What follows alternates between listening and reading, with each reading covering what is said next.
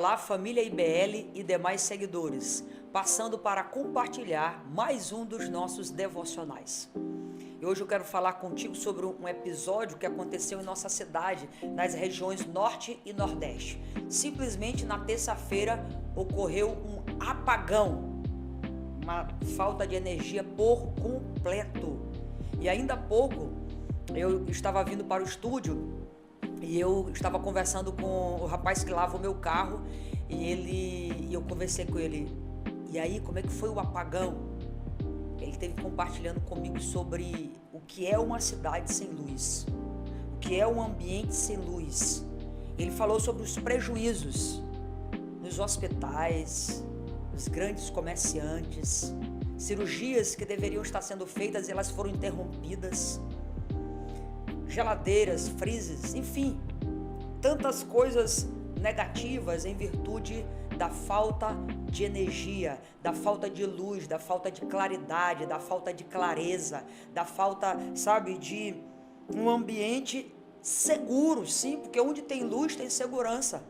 Onde tem luz tem amplitude, você consegue ver, distinguir, fazer as coisas de forma muito mais precisa, muito mais clara. E aí, você sentiu falta dessa luz? Você que é da região Norte e Nordeste, você sentiu falta dessa luz, dessa presença? O que isso causou para você? Eu, na verdade, tive que deixar meu ambiente de trabalho, porque o ambiente ficou muito quente.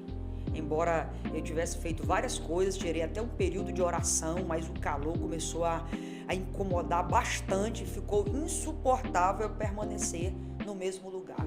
Isso tudo pela falta de luz.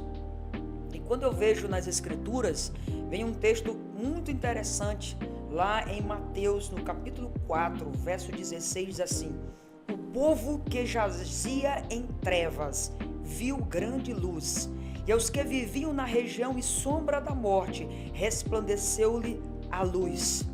Daí por diante, passou Jesus a pregar e a dizer: arrependei-vos, porque está próximo o reino dos céus. Uau! A terra estava em um total apagão, sem luz, sem presença, sem claridade, sem entendimento. Mas quando Jesus adentra a esfera da vida, quando Deus se encarnou e Jesus se torna a palavra viva, a graça ambulante, a presença constante, a luz que aquece, a luz que traz clareza, a luz que traz direção, a luz que traz vida. O texto é muito claro de dizer que os povos que viviam em regiões da sombra da morte, quando Jesus nasceu, nasceu a esperança, nasceu a vida.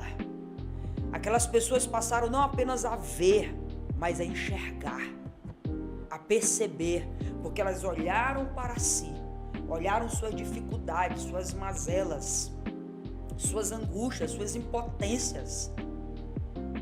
E quando elas olharam para Jesus, elas encontraram vida e esperança. É isso que a luz traz. A luz traz clareza, a luz traz entendimento, a luz traz vida. Então, se você se encontrou nesse dia, em algumas horas de apagão, sem luz, isso te causou tantos transtornos no mundo físico. Talvez perdeu uma geladeira, talvez perdeu um emprego, talvez perdeu dinheiro. Mas existe algo muito mais poderoso que se perde quando se está em trevas, quando não se tem luz. Se perde a própria vida. Se perde a própria vida.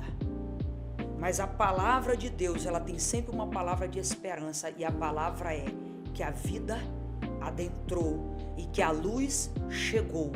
E se a luz chegou, você tem esperança. Se a luz chegou, você pode enxergar. Muito mais do que um prejuízo físico.